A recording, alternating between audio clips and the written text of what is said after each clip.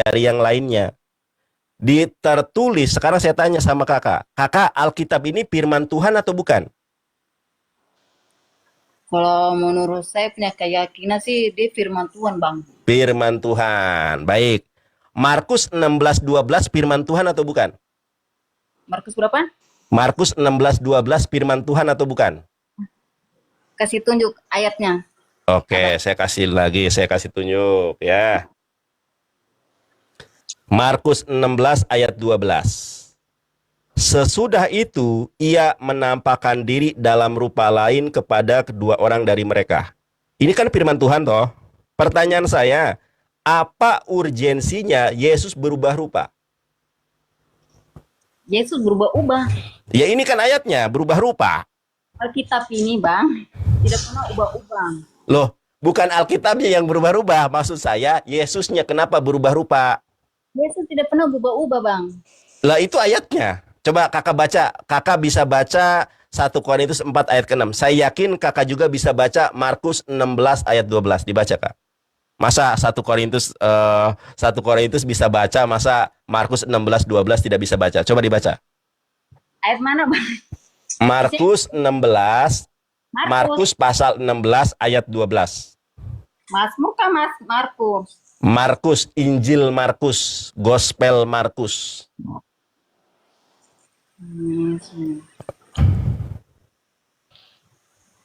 Aduh, dia ini terlalu kecil jadi.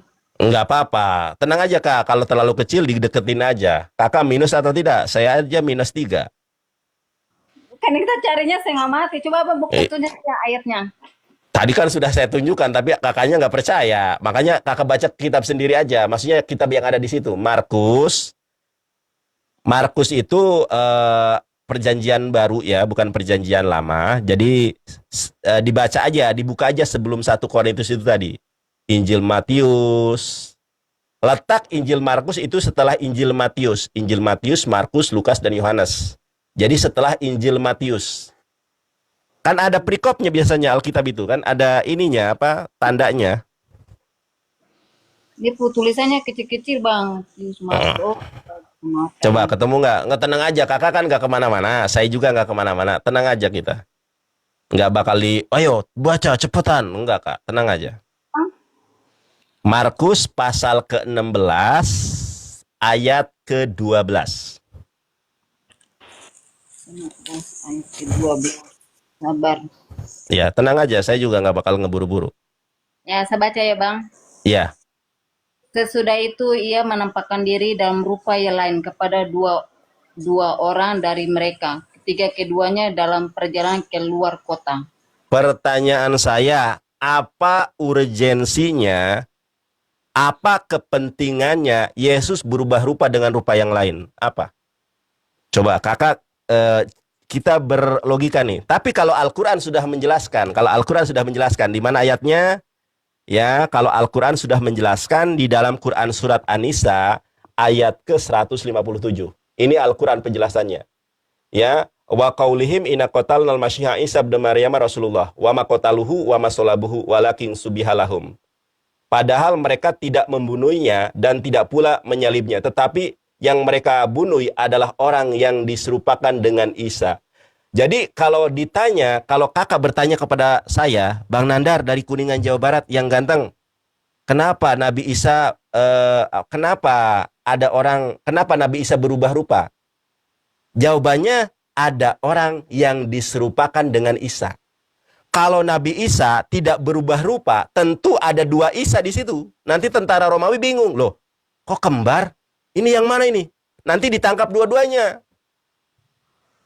Kenapa Nabi Isa berubah rupa dengan rupa yang lain? Karena ada Yudas yang berubah rupa dengan Yesus. Logikanya gini, kalau Yudas wajahnya diserupakan dengan Yesus, kalau Yesusnya tidak berubah rupa, ada dua Yesus di situ. Nanti tentara Romawi kebingungan, loh, ini kok kembar? Wow, kembar ini, tangkap dua-duanya, ini kembar. Wah, gitu. Makanya, karena agar hanya satu Yudas yang ditangkap, ketika Yudas berubah rupa dengan Yesus, maka Yesus harus berubah dengan rupa yang lain. Kalau tidak berubah, nanti dua-duanya ditangkap oleh tentara Romawi. Begitu kakak. Kalau Kristen jawab bertanya kepada Islam, Bang Nandar, apa urgensinya Markus 16:12? Urgensinya adalah karena Yudas berubah rupa dengan wajah Yesus.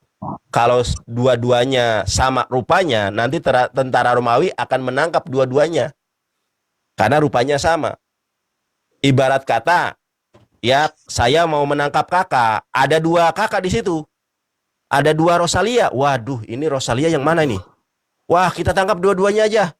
Tapi kalau Kak Rosalia berubah jadi Agnes Monica, maka saya akan menanggap kakak Rosalia satu orang ini saja. Begitu, itu logikanya. Kita kan bermain logika. Oke, menurut abang sih. Loh, ini tidak menurut saya, menurut Alkitab. Loh, menurut Quran dan menurut Alkitab. Oh, menurut saya sih Yesus itu tidak diserupakan, Bang. Oke, terus bagaimana dengan ini? Ya, kan ayatnya sudah banyak tadi ya. Punya keyakinan gitu. Iya, kalau keyakinan memang semua orang punya keyakinan. Tetapi 1 Korintus 4 ayat ke-6, jangan melampaui yang ada tertulis. Sekarang saya tanya, coba sekarang baca Lukas 9:29. Tadi kan Markus. Lukas itu setelah Markus. Lukas berapa? Lukas 29. Lukas pasal 9 ayat 29.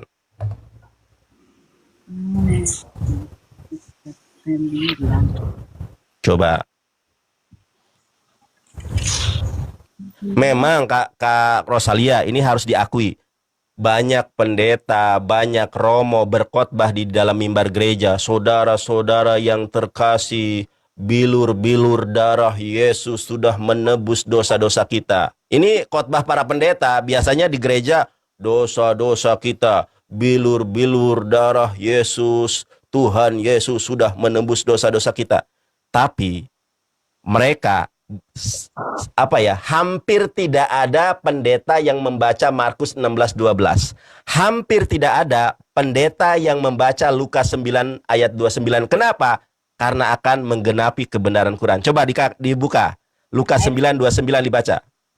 Ya, Lukas 9 ayat 29. 29. Sabar. Iya. Ketika ia sedang berdoa, rupa wajahnya berubah dan pakaiannya menjadi putih berkilau-kilau. Nah, kenapa? Setelah Yesus itu kan jalan salib pertama di Bukit Getsemani kalau dalam Katolik. Ya, pikul salib. Itu kan ada jalan salib kalau di dalam agama Katolik. Jalan salib pertama adalah ketika Tuhan Yesus berdoa di Bukit Getsemani. Ketika dia berdoa di Bukit Getsemani, wajahnya berubah. Apa urgensinya Allah merubah wajah Yesus? Kalau saya ditanya, biar memudahkan agar Yudas, hanya satu Yudas yang ditangkap. Bang, abang di sini kan tanya tadi kan ayat berapa tadi?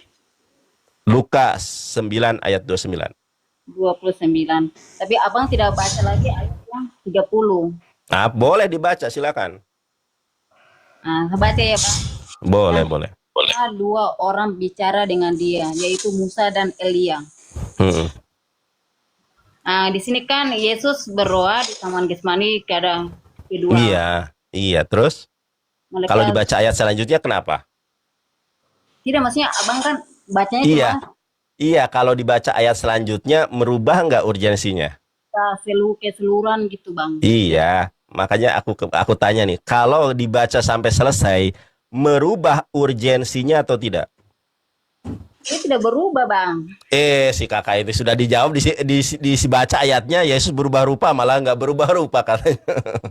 Itu kan ayatnya sudah jelas berubah rupa, kakak. Ayatnya itu saya bacakan.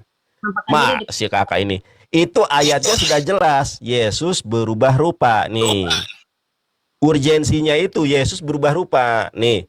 Ketika ia sedang berdoa, rupa wajahnya berubah. Nah, pertanyaan saya, kalau dibaca sampai selesai, merubah urgensinya enggak kalau dia mampu berubah rupa? Tidak. Oke lah, apa namanya, kita hanya menyampaikan teman-teman ya. Masalah masalah iman kita tidak ada paksaan. Kalau dalam Islam, Quran surat Al-Baqarah ayat 256, ya, la ikroha fiddin. Tidak ada paksaan dalam agama Islam. Qad tabayyana rusdu minal ghayy. Karena kebenaran Islam sudah sungguh sangat jelas.